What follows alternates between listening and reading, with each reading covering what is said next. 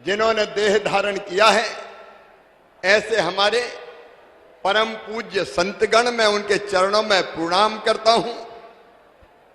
सदगुरुदेव भगवान हमारे बीडी शर्मा जी, यहां उपस्थित सबसे पहले मेरी भांजियां जो आज दाम्पत्य सूत्र के बंधन में बंध रही है, और लाखों की संख्या में उपस्थित आप सब ऐसे भक्त हैं जो बालाजी के दर्शन करके लोक कल्याण के भाव से आप पधारे।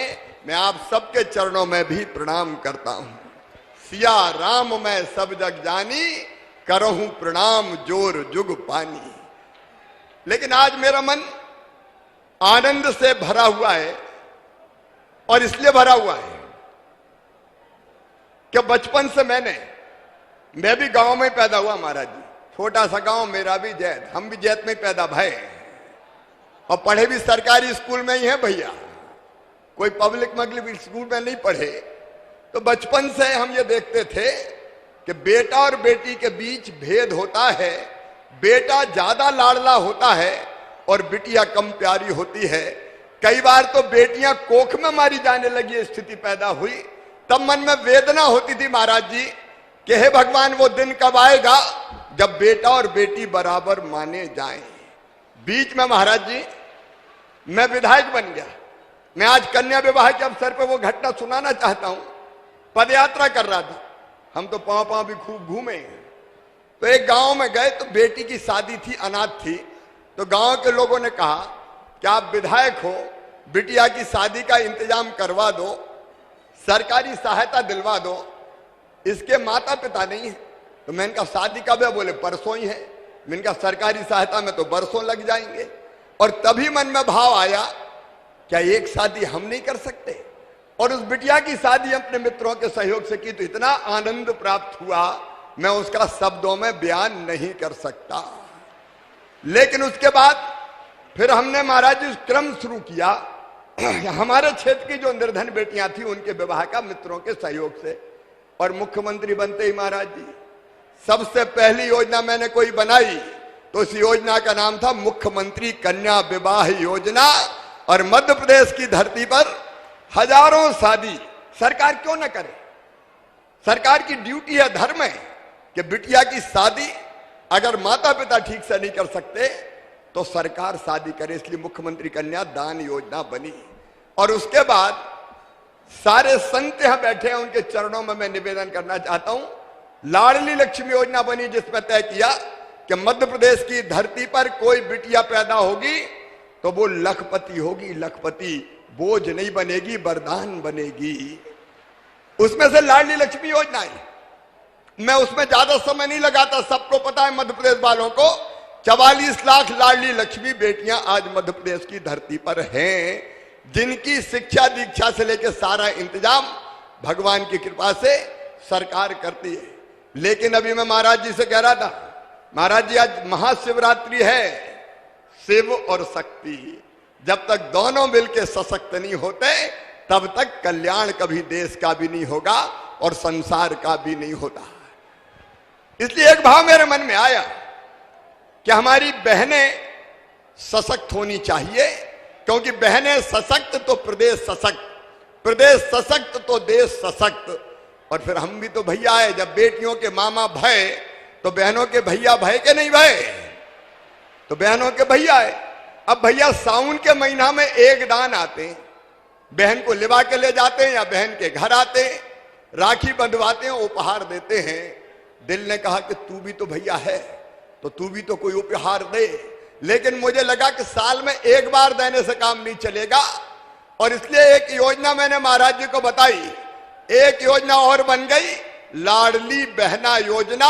अब हर गरीब बहन जो मध्य प्रदेश की निवासी है उनके खाते में हर महीना 1000 रुपया डाला जाएगा, साल में 12,000 रुपया। और उस रुपया का उपयोग वो बेटा बेटी को दूध पिलाने में करेगी, फल खिलाने में करेगी, सब्जी खिलाने में करेगी, परिवार को मजबूत बनाएगी। कभी पतिदेव को भी जरूरत पड़ गई तो आज तो वो मांगने वाली है, दे दो 100 रुपया 200 रुपया, और कई बार पति की डांट भी खा लेती, चल नहीं है लेकिन वो पैसा बचा के रखेगी तो वक्त बेवक्त जरूरत पड़ेगी तो पतिदेव से भी कहेगी कि ले ये रखे, ले जाओ, उनका काम भी चला देगी। और सास बहू का प्रेम भी बढ़ जाएगा। सासू जी कहेगी हर महीना 1000 रुपया आ रहे तो बहुए भी घी चुपड़ी रोटी खुआओ। महाराज जी, आज बेटियों को देख के मुझे ये प्रसंग याद आ गए। मैं आपको प्रणाम करता हूं, सब संतों को प्रणाम करता हूं। और देखो भैया, भगवान को प्राप्त करना जीवन का अंतिम लक्ष्य है, परमात्मा की प्राप्ति। और भगवान कैसे प्राप्त होंगे?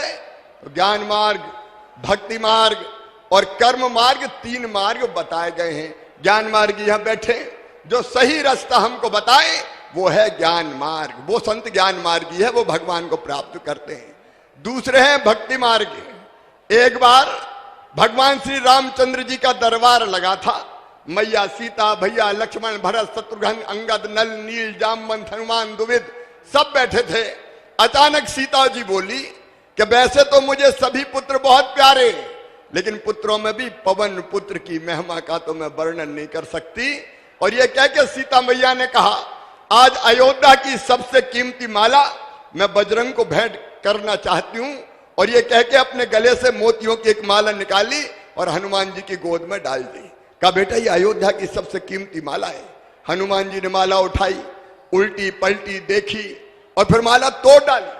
तोड़ के एक मोती निकाला, देखा, तोड़ा, फेंक दिया।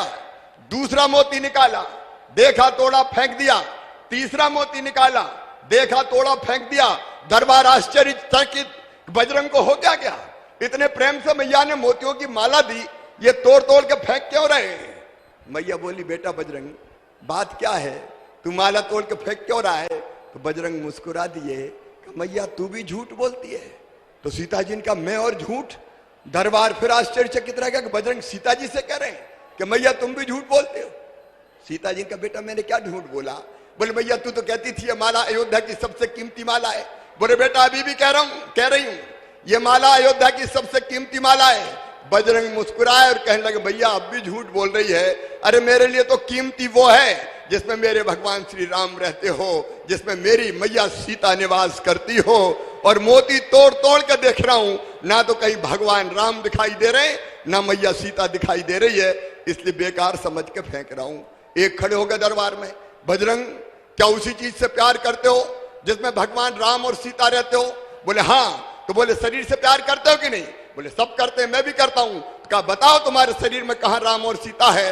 तो कहते हैं भरे दरबार में बजरंग ने सीना चीर दिया और सारे दरबार ने देखा कि भगवान राम और सीता हनुमान जी के हृदय में विराजमान थे। यह है भक्ति मार्ग। इस पे जो चलते हैं वो भगवान को प्राप्त होते हैं। लेकिन भैया अपन ठहरे ग्रस्त, गरीब, मध्यम वर्गीय, तो एक मार्ग और संतों ने बताया, वो है कर्म मार्ग।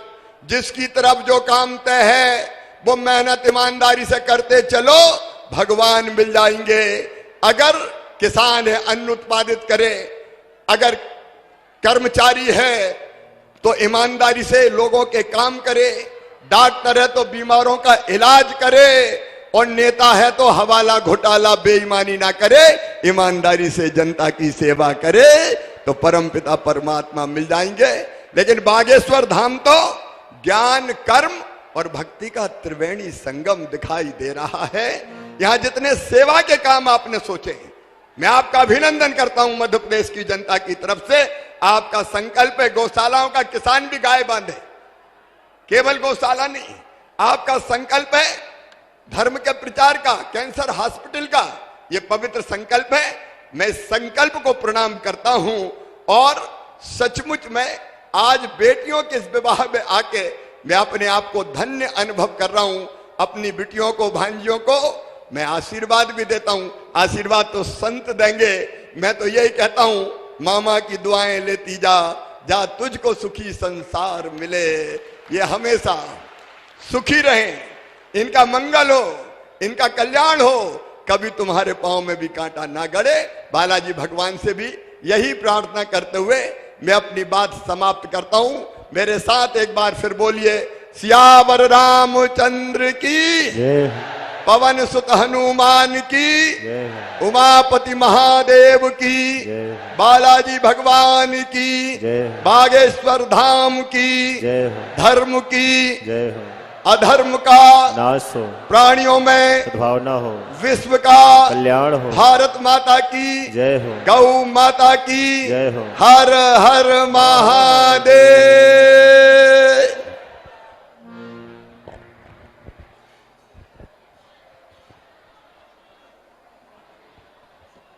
हेलो, बहुत धन्यवाद आदरणीय मुख्यमंत्री जी, आपने बेटियों को आशीर्वाद देने के लिए इस आयोजन में समय निकाला। और अब सभी बेटियों से और सभी बेटों से आग्रह है कि वे अपने स्थान पर वरमाला लेकर खड़े हो जाएं।